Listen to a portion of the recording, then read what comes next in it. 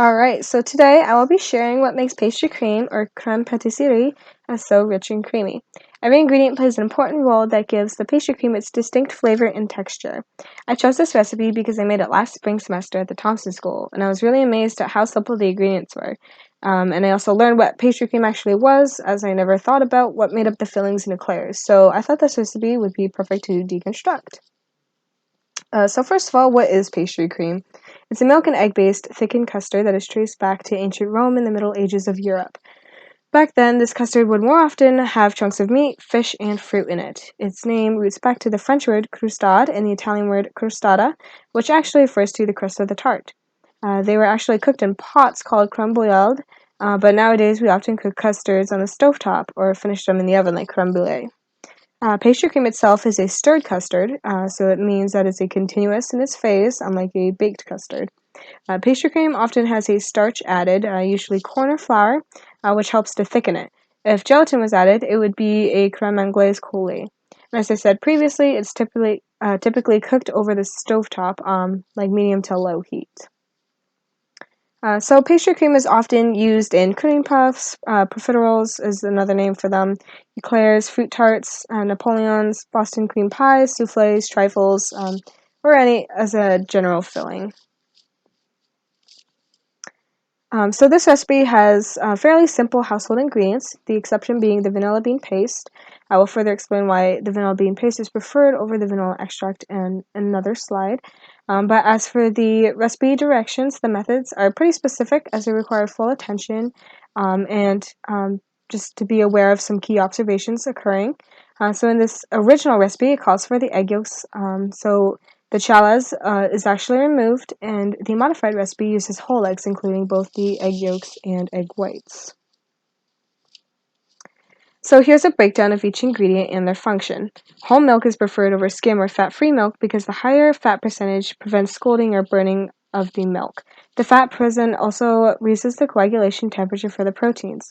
Milk also provides a liquid medium for the sugar to condense into its reducing sugars, galactose and glucose, as a result of lactose breaking down. The milk proteins casein and whey also provide the necessary amines for the condensation reaction. Lastly, the presence of mineral salts in milk naturally occurring will prevent gelation as it disrupts the molecular network, which is a desirable trait in pastry cream. We don't want pastry cream to be a complete gel, like Jell-O. So the granulated sugar provides sweetness, as lactose and galactose are not very sweet carbohydrates. The fine crystals of the granulated sugar are more readily to dissolve than more coarse sugars like turbinado sugar. The sugar competes for hydration against the cornstarch, where the granules swell and delay the gelatinization because it disrupts the hydrogen bonding between the starch molecules. The shorter amylose chains reduce the viscosity and gel strength, resulting in a softer gel if gelation occurred. Because sugar is a solute in the milk, it raises the boiling point temperature. The vanilla provides flavor, but it is added at the end so that its properties are not destroyed from the heat.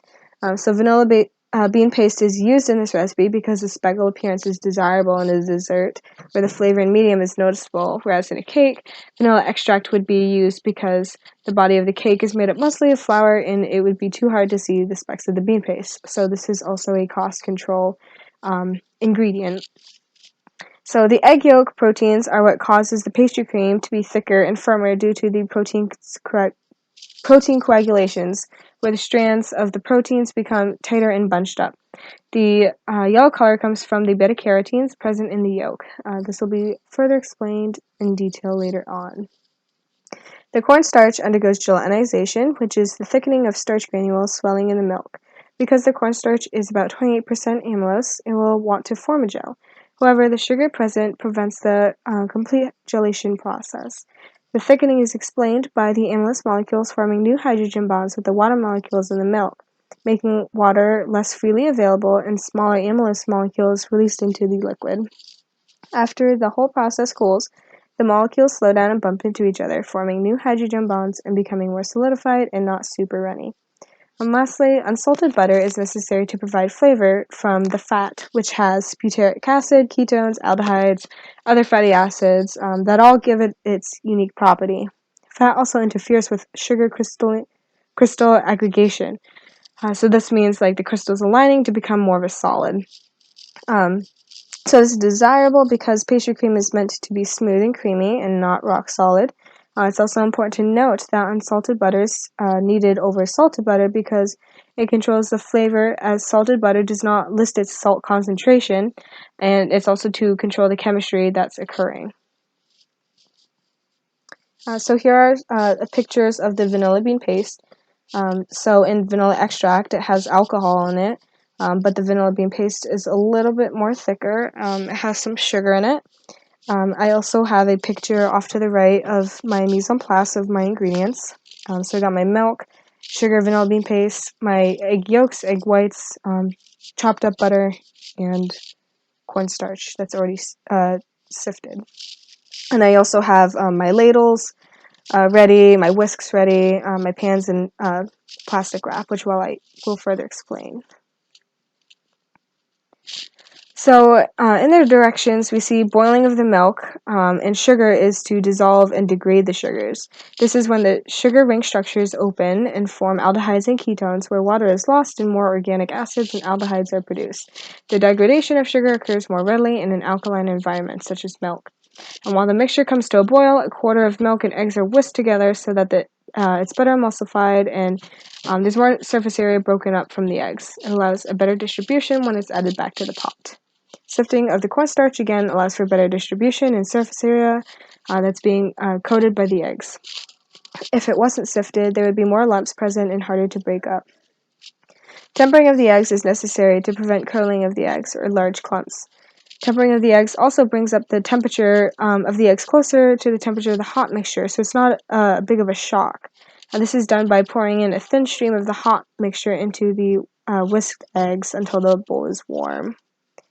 So heating and stirring everything together helps to thicken and distribute all the ingredients together. This is where the starch further gelatinizes and the mixture becomes a continuous phase, or a sol. However, the agitation of stirring weakens the network for gelation to occur by breaking the hydrogen bonds between the amylase molecules so that the pastry cream does not take on the shape of the pot. If the mixture becomes overheated, the proteins would become too tight and curdle and separate from the liquid. This would cause it to become lumpy and not smooth. So this is a really important step to pay special attention to. Once the mixture comes together and all the ingredients are combined, the pastry cream is spread into a pan and covered directly with plastic wrap right away. If not, the water will evaporate and concentrate the proteins and sugars, causing a dry barrier to form on the surface, which we see as a film. The pastry cream must then be refrigerated quickly to chill and can be held for no longer than 3 days. If it lasts longer than this, the proteins will start to contract and initiate syneresis to occur, which is where the liquid separates out and becomes undesirable. Now, in both recipe modifications, I've explained the function between the egg yolks and the whole eggs. The egg yolks, as I said before, help to form a gel due to the proteins. Egg yolks also act as an emulsifier due to the lecithin and lysolecithin because of their hydrophobic fatty acids and hydrophilic phosphoric acid. The vibrant color we see from the egg yolks comes from 4 carotenoids, specifically lutein, xanthine, cryptoxanthin, and beta-carotene.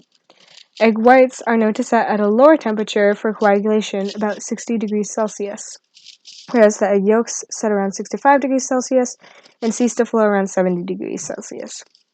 The lower temperature to denature and coagulate plays a key role in the outcome. With more protein present, the modified recipe will become thicker and more clumpy.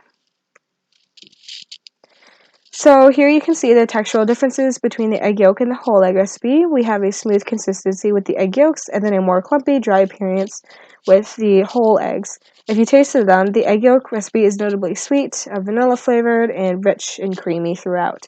The whole egg recipe does not taste nearly as sweet. In fact, it tastes more like an egg. And of course, it is more clumpy and it is not very appealing in the mouth.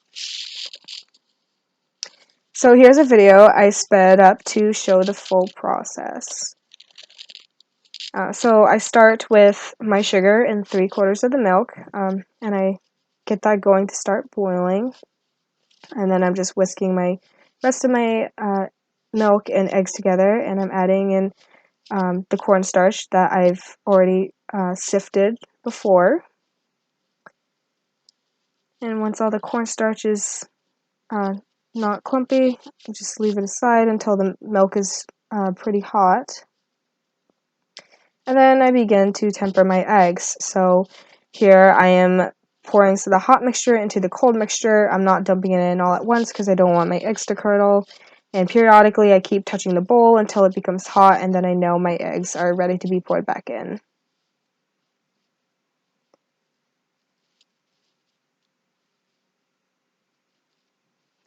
And so now I wait for my mixture to boil a little bit more. The foam on the edges, you might see, is actually just from the air due to the whisking. It's not actually from the heat.